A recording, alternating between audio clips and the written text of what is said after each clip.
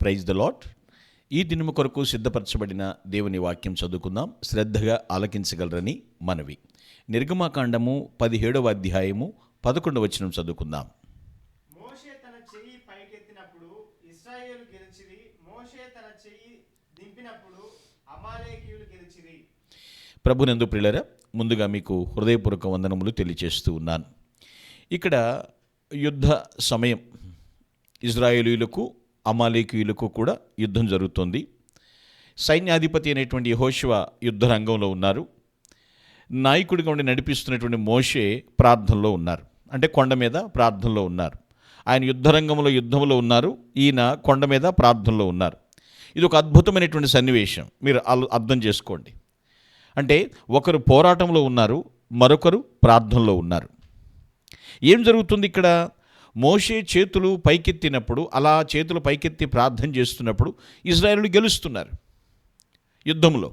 ఆయన చేతులు బరువెక్కి దించేసినప్పుడు అమాలేకీయులు గెలుస్తున్నారు, ఇజ్రాయేలు ఓడిపోతున్నారు. చేతులు పైకెత్తి ఉంచినప్పుడల్లా కూడా ఇజ్రాయేలు యుద్ధంలో జయం పొందారు.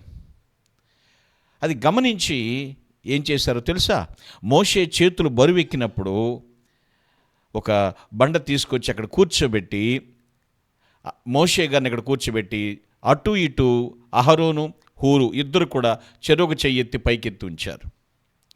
సూర్యుడు అస్తమించే వరకు కూడా, అంటే ఆ యుద్ధము సమాప్త అయ్యేంత వరకు కూడా వాళ్ళు అలా చేతులు పైకెత్తి ఉంచారు.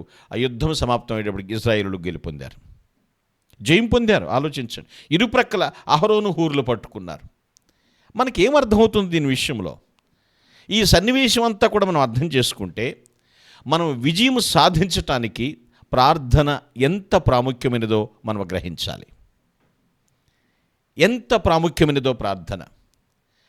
మోషే ప్రార్థన చేస్తున్నారు, యెహోషువ యుద్ధం చేస్తున్నారు. వీరిద్దరు అహరోను హూరులు కూడా చేతులెత్తి పట్టుకుని సహకారం అందిస్తున్నారు. పిల్లలు ఆలోచించండి, పిల్లలు, మన జీవితంలో అన్ని రంగాల్లో కూడా విజయం సాధించాలంటే ఇలాంటి ప్రోత్సాహకం ఉండాలి. ప్రార్థన ఉండాలి, పోరాటం ఉండాలి, ప్రోత్సాహం కూడా ఉండాలి. ఈరోజు చాలా సంఘాల్లో పిల్లరా ప్రార్థన చేసేవాళ్ళు లేరని నేను చెప్పట్లేదు, కానీ పోరాడేవాళ్ళు లేరని నేను మళ్ళీ చెప్పట్లేదు, కానీ సహకారం ఇచ్చేవాళ్ళు లేరు, ప్రోత్సహించేవాళ్ళు లేరు.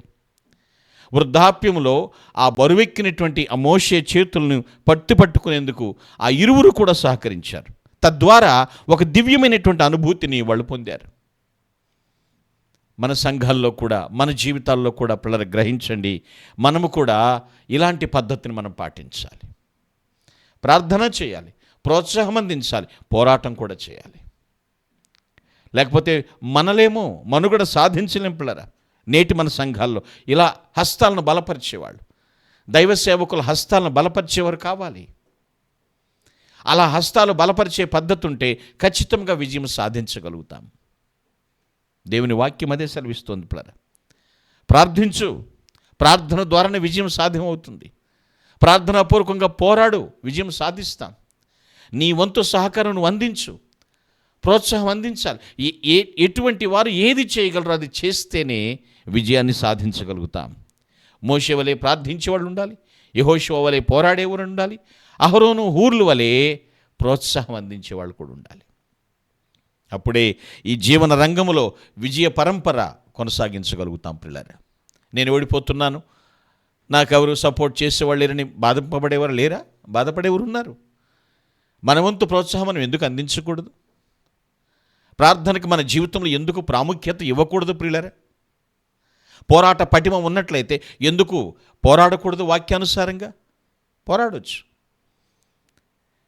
అమాలేకీయులు ఓడిపోయారు, శత్రు సైన్యం తోకముడుచుకుంది, ఇజ్రాయేలు విజయం సాధించారు. ఎస్, విశ్వాసమును బట్టి విజయం సాధిస్తాం. హస్తాలను బలపరిచేటువంటి ఇది ఉంటే హస్తాలను బలపరుచుదాం, ప్రోత్సాహం అందిద్దాం, పోరాట పటిమ కొనసాగిద్దాం. ప్రార్థనలో అలుపెరగకుండా ముందుకు సాగిపోవుదుము గాక. Amen. Please all close your eyes, let us pray. పరిశుద్ధుడైన మా తండ్రి, ప్రేమ కలిగిన మా ప్రభువానికి స్తోత్రాలయ్యా. నువ్వు నమ్మదగిన దేవుడు, విజయాన్ని అనుగ్రహించే ధీరుడువు ప్రభువా, స్తోత్రములు నాయన. మృత్యుంజయుడువు, పునరుద్ధానుడవు.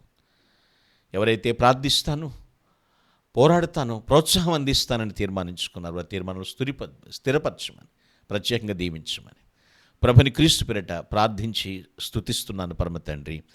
ఆమేన్. Glory to God. Thank you one and all. May God bless you.